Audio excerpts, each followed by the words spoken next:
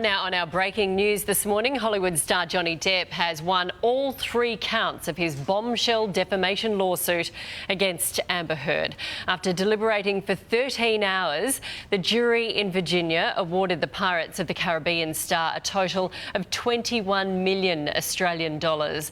The verdict handed down to a waiting world. Depp has already been captured celebrating at a pub as his lawyers face the media. We were honoured, truly honoured, to assist Mr. Depp in ensuring that his case was fairly considered throughout the trial. We are also most pleased that the trial has resonated for so many people in the public who value truth and justice. Now that the jury has reached its conclusive verdict, it's time to turn the page and look to the future. Joining us now is US broadcaster Cooper Lawrence, who has been following this case closely. Good morning again to you. Johnny Depp has won. Does anything about the verdict surprise you at all? I'm not surprised that he won, because it seemed like he was going to win from the minute that she started lying on the stand, the minute that she started fabricating. I mean, even something as simple as saying that she used a makeup in 2015 that didn't exist until 2017. She just came across very unlikable. And the really important thing is that this was a jury in Virginia. They were not in Los Angeles. So these are real people, as opposed to people in LA that some of them could be actors, they could be in the industry. They could have a bias against her, against him.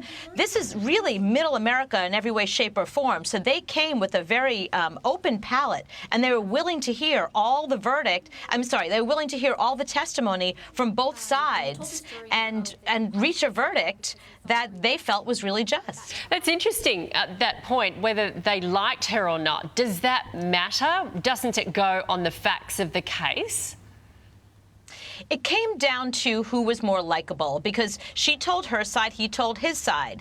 And if you look at the facts, yes, it did seem like she was fabricating a lot more of it. But if you didn't like him, and if you have your own personal experience, you know, the jurors are regular people. Even though that they come and sit there and agree to just listen to the testimony, you know, if I come from a background that has domestic violence, that's going to shape the way I see this case. So the fact that they did look at the facts and listen to him and listen to her and decide who was telling the truth. That's what this came down to.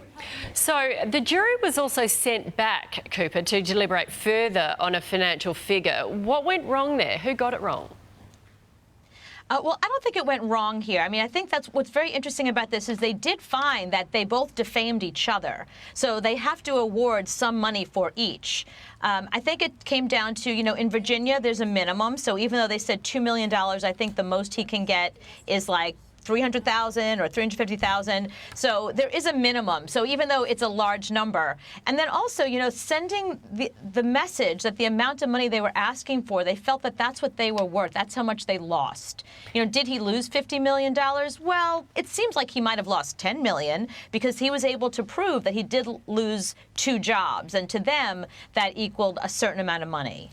Amber, but they've both put out a statement, and they're both interesting. Amber's basically says this is a big loss for women who are afraid they won't be believed in domestic violence situations. What do you make of that?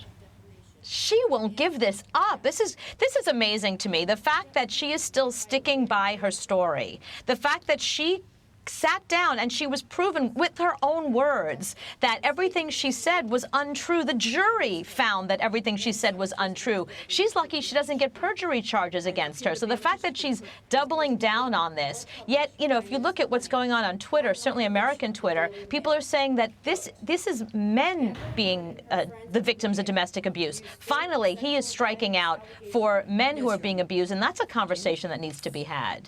Okay. We'll have a lot more on this through the morning, Cooper. Thank you for joining us.